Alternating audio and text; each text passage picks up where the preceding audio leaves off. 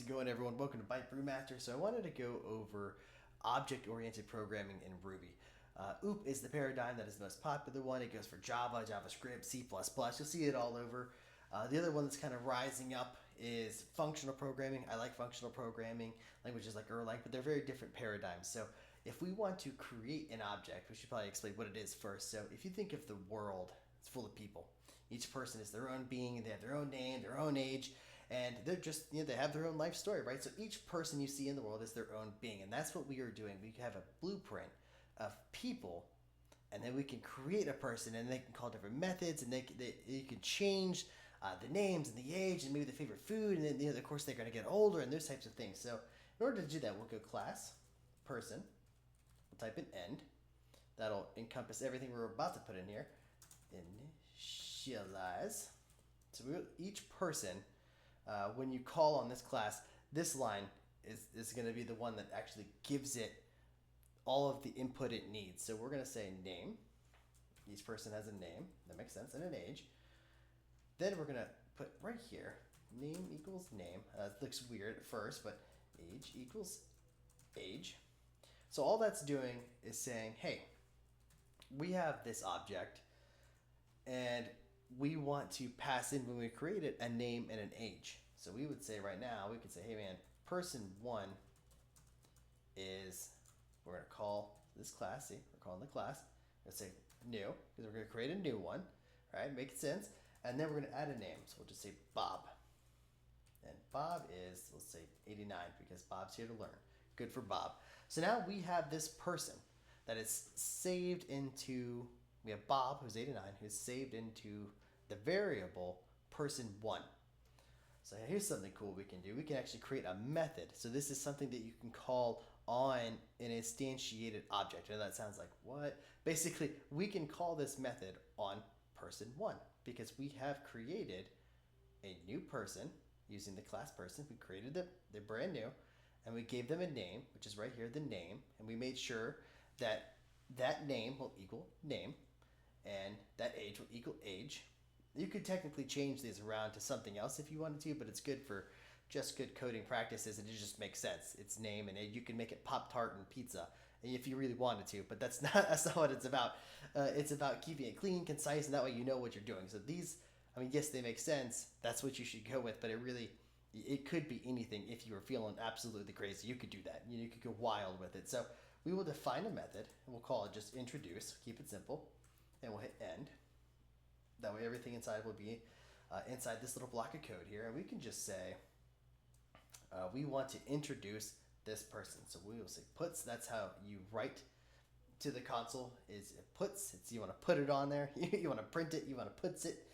And so we can say, we'll say, my name is, and we can have a sort of template literal here. So essentially, we will print out the information that we receive. So we'll say name. That'll say, hey, my name is Bob, because we passed Bob in. When we created it, it was initialized with the name Bob.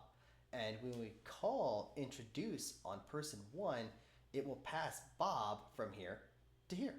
So we passed it here, passed it there, gets name, and we're going to spit it out right here. So my name is, it'll say Bob. And then we can say, and I am, we do another one of these, age, so at age. So that'll say, 89 years old. And so now Bob can actually introduce himself, which is pretty cool. I can show you that now. So we can say person1 dot introduce, because we have created an object using this blueprint from this class, and these methods can be called on that object. So if we do that, we can come down here and say main Ruby. No, sorry, Ruby main, main.rb. And we should, give it 1 second. There we go. I forgot to save it. That's always important. Make sure you save it and then try to run it. As you run any Ruby file, it's Ruby the file name. Anyway, I forgot to save it. So there you go. So now we can introduce this person as Bob and their age, which is pretty awesome. Now I'm going to make it a little more complicated. In the next video, I'll push a little past that, but just initially, if you want, you could even do something like this. If you want to say, you know, favorite food, right? And we just say end. Here's what's cool. We can say, what is your favorite food? And we can ask the user this question, and we can call this method on person one, just like we did with introduce. So what's cool about that is we can say, we'll say food equals, and we'll say gets.chomp. So that sounds kind of funny. I know. But give you a second, so we'll say puts. So we can even say your favorite food is food. So now if we go down here, we go down to person one, and we go to favorite food. We save it this time. We could say, I don't know, pizza. And now your favorite food is pizza. So now we have it set to where we can initialize our object. We give it a name and an age. And we could even move if we wanted to. If we wanted to have favorite food up in here, we could just put, hey, food. And when we started our object, we could give it that extra piece. Now here's something that's really cool. If we wanted to, I'm going to put a small syntax sort of performance error in here. You'll understand once I'm done with it. So we'll say define. We'll say we want to create a person. What if we don't want to just start the object with a person? We want to actually have a person that is created by the user when they start the program. It's like, hey, I don't want to just do person one equals person dot new Bob 89. I want to have them type it in themselves. No problem. So we can say puts, enter your name, do a space. Now we'll say user name. And we say gets.chomp. The chomp is for cutting off any trailing spaces that's behind the name. And get is to get the line of input. And you'll see when we type it in, it'll give you that moment to like, hey, type something in here. So now we have the user's name, and then we can say puts again, because we're going to write it to the console. We can say enter your age. Then we can return a person.new. Sorry, forgot one thing. You may have caught that already. Users age equals gets.chomp. That way we can actually get the input that we have given to us. And just like we did here, it's no different. I know it might seem a little different, but it's no different. We can say, so all we're doing is asking a question, getting input. Ask a question, we print it out to the console, we get input from the console. We could go right here and say, hey, the user's name and the user's age. Which is awesome, because now what will happen is when we call this, initially it won't work. You'll actually see an error. If we say, person 2 equals, and we want to do the same thing. We want to do, hey, person dot, just like we did introduce and favorite food and create person. And we try to do that. And then I actually might give us an error just from that. Nope. Pizza. Yep. There we go.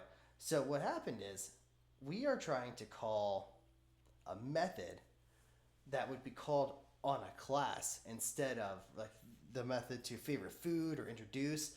You can call these favorite food and introduce yourself on an object that's already been created. So we can call that on Bob all day, no big deal. But Bob wouldn't exist when we call this. We're actually creating the person after the inputs. So we would have to do self dot create person. Now just to show you real quick, now we can go down here and go person 2 dot introduce. Now make sure I save it this time so we don't have any more issues. And we'll say pizza again, because why not? And now, you see that's asking me, because it's calling it, what's going on. So we'll say, oh, my name is Joe, and we'll say 903 because why not? And just like before, my name is Joe. I am 903 years old, which is pretty awesome. The difference is that we created this method and we call it on the class itself. So you can think of self as calling it on itself, right? These, introduce and favorite food, are methods that you can call on an object that is already exists. Person one exists. We can introduce, we can get the favorite food, we can do whatever we want. Once we have created person two, which we did right here, so we create person dot create person, and all that information gets stored in a person two, and then person two can introduce themselves with the same way as before, with the name, saying how my name is, and the age. So it's probably a lot to take in. I would go over it a few times, really try to understand it. This is fundamental object-oriented programming. It allows you to create objects, millions and millions of objects, and you can mutate them, change them, and we get into things like polymorphism and inheritance, but this is a great way to start. If you guys appreciate it or you pick something up, you learn something, make sure like and subscribe. And I give you so much thanks, guys, for hanging out with me and just for learning. I think it's awesome that we try to improve ourselves, we learn, we grow, and what an awesome way to just express just our creativity through code and to create. You guys have an awesome day.